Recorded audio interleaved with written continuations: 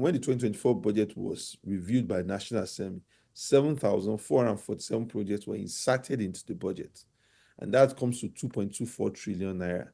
Out of 55% of this project have the value of 580 billion and are greater than, and these are projects that are greater than 5 billion naira. When you look at 281 projects have a value of 491 billion. And then if you look at it now, 3,706 projects were inserted. They are within the 100 to the 500 million range. And those were the major chunk of the budget.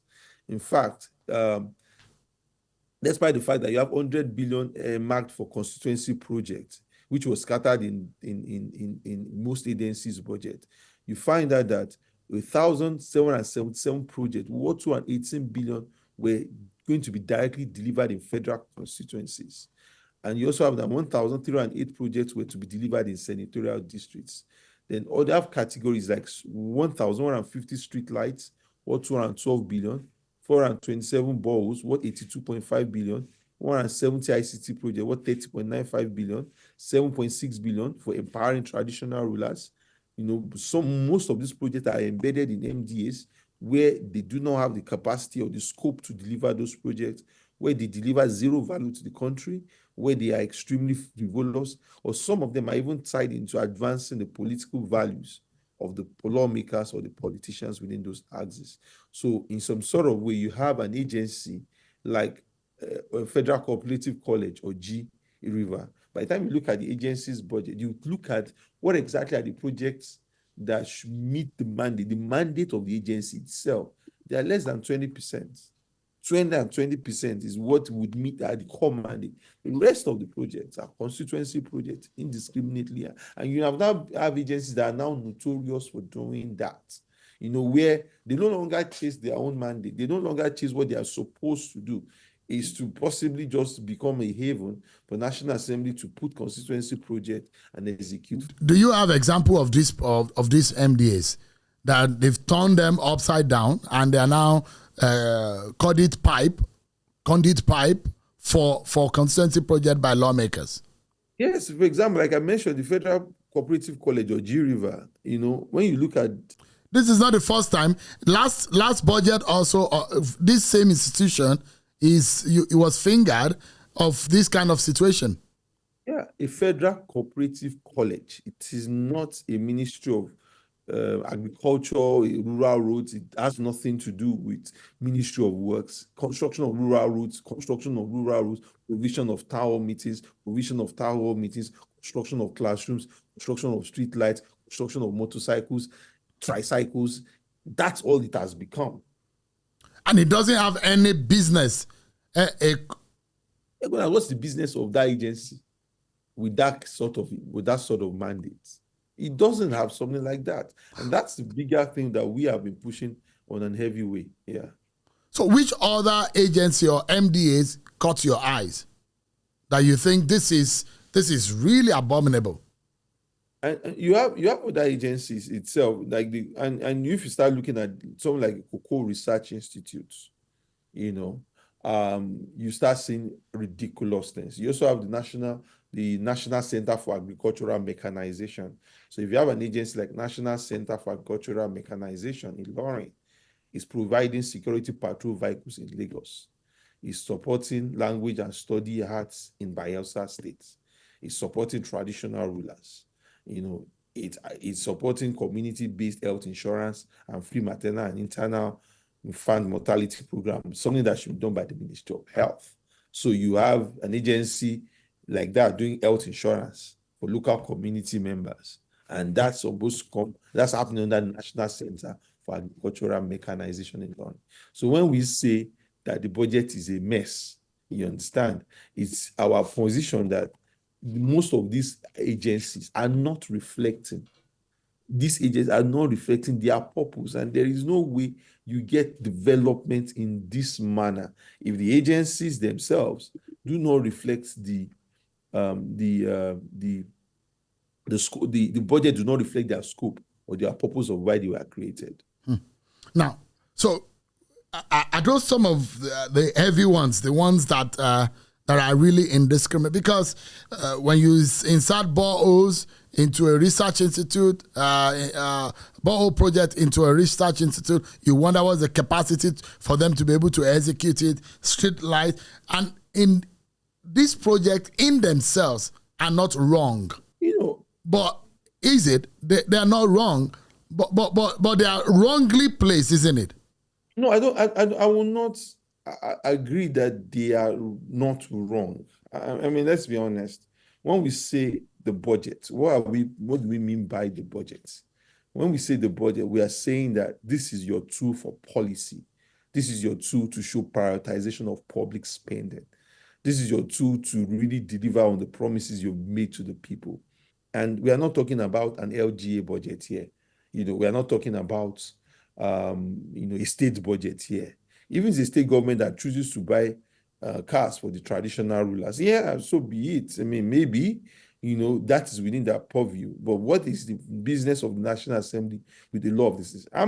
If you have a cap of 100 billion for constituency project, and you say, oh, maybe that cap is not enough because the size of the budget is now bigger, and you say, we're going to put that cap at 250 billion, and you stay within that cap in a way that is organized, that is structured, it's much more better that way than to now indiscriminately sit down in a corner and just now say, this is how I think the budget should go, and this is what I can put in the budget for myself. And you now have, and if you look at some of the analysis, some of the insertions in some sort of way, national in that 82.5 billion for balls, 212 billion for street lights. I mean, look at that size of the amount. Imagine you put 212 billion in tertiary health institutions. My mom used to patronize University College Hospital Ibadan, and she was, highly, excited about always going there, to say this legacy of UCH and all of that. Over the years, she stopped because the degradation continued to happen. Because we don't purposely spend money. Look at the dam in Maiduguri. Put money in the places where it matters most. Because the hazard of all of this issue is that immediately that the National Assembly, these items get into the budget, there is a lot of pressure, a whole lot of pressure on members of the National Assembly on the MDAs to get this project executed. They will even prioritize this project ahead of the things that should be part of their core mandate. So those are the situations that we find ourselves at this point, where a whole lot of items, and you see them, you see things like, if you look at also things like Border Communities Development Agency, Federal Cooperative College of G River, National Productivity Center, National Building and Road Research Institute, National Federal College of Horticulture, Dadinkowa, Gombe, Smedan, Federal Cooperative College Ibadan, UBEC, Federal Ministry of Agriculture and Food Security Headquarters. Those are the key agencies that get a chunk of this money that has been inserted indiscriminately by the National Assembly. For example, let me give you an example. National Institute for Oceanography and Marine Research. Now, this agency, a sum that what was proposed was 4.9 billion naira. Let's start again. National Institute for Oceanography and Marine Research. How much was proposed? 4.9 billion naira. When the approved budget came out, it was 58.28 billion naira. The National Assembly added over 53 billion naira of capital projects into this agency alone. Now, when you now go deeper and say which kind of capital project are inserted into it, you will see construction of model VIP toilets in Ward 2, Edda local government area, 500 million naira. What is the business of a Institute of Oceanography and Marine Research? Which is in Lagos. And you're inserting projects that is kilometers away from this place. And you have the construction of Adesanolu Road, Mowe Ibafo, Obafemi Owode, 2.3 billion in the Institute of Oceanography and Marine Research. Where does that make sense at all? I mean, so that's my own issue. So you see that the budget goes in, and by the time it comes out, it doesn't just make sense. So you now look at the mandate of National Institute of Oceanography and Marine Research, 10 years down the line, it just pays salaries. It does capital project that has no business with. And we're now asking, how are we not developing? How are we not making sense? So Mr. Onigbinde, let us speak plainly. There's those who will say there are ways by which these lawmakers go behind and have access to the funds. And that is where the corruption comes from. How is the corruption perpetrated through this constituency project? First of all, you see that, and this is us speaking plainly. Most MDAs, if you speak to them, they've labeled those projects National Assembly projects from the get-go. So even National Assembly members will tell you that we don't execute projects, we are not involved in this project. Ours is just to nominate. It is the MD that will nominate. But in the MDAs themselves, I've already put a dot and a cross behind this project and say these are projects of National Assembly members. So the entire procurement process for most of those projects, they are done in consonance with the knowledge of most National Assembly members. That's just the fact. Anybody, if you speak to any end of MDA privately, and that is what they will come back across to you. And what you now get in that situation is that you get a suboptimal delivery. And we are doing Tracker's anniversary at 10. There's a whole long list of abuse. Sometimes you see National Assembly members who write donated on the project, donated by Senator XYZ. James Faleke, we still highlighted one a few weeks ago, donated by Honorable James Faleke. Even when the chief of staff to the president was House of Rep member, we pushed back on some of those things that were labeled as donations. The same thing you get, or some people even putting some of these projects in their own company. There was a senator in Kebbi State, that put a water system, he put it inside his own compound, and he says because his compound is part of the constituency. We fought a House of Rep member who turned an ICT off center and turned his own personal cyber cafe.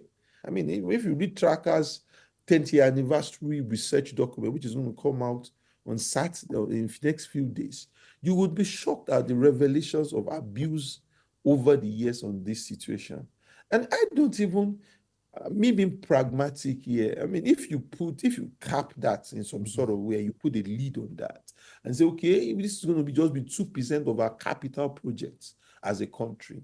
You could even live with that and continue to retool that and continue to rework that until you get the kind of the quality that you deserve.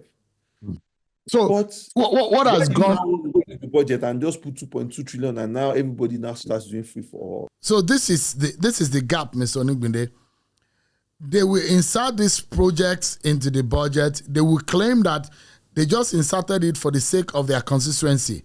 The MDAs will say, and they will make it look like it is the MDA's duty to implement. But in the real sense of it, MDAs will tell you that it is tagged National Assembly project. So they really do not have the capacity to monitor and implement it.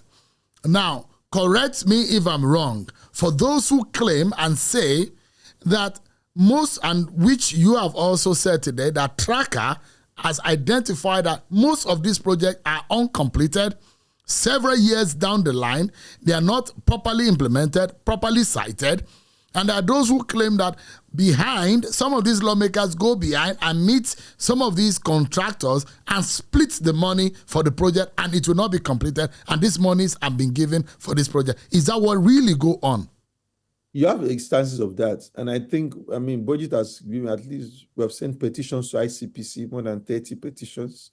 We sent petitions to EFCC about some of the things that we have seen as abuse.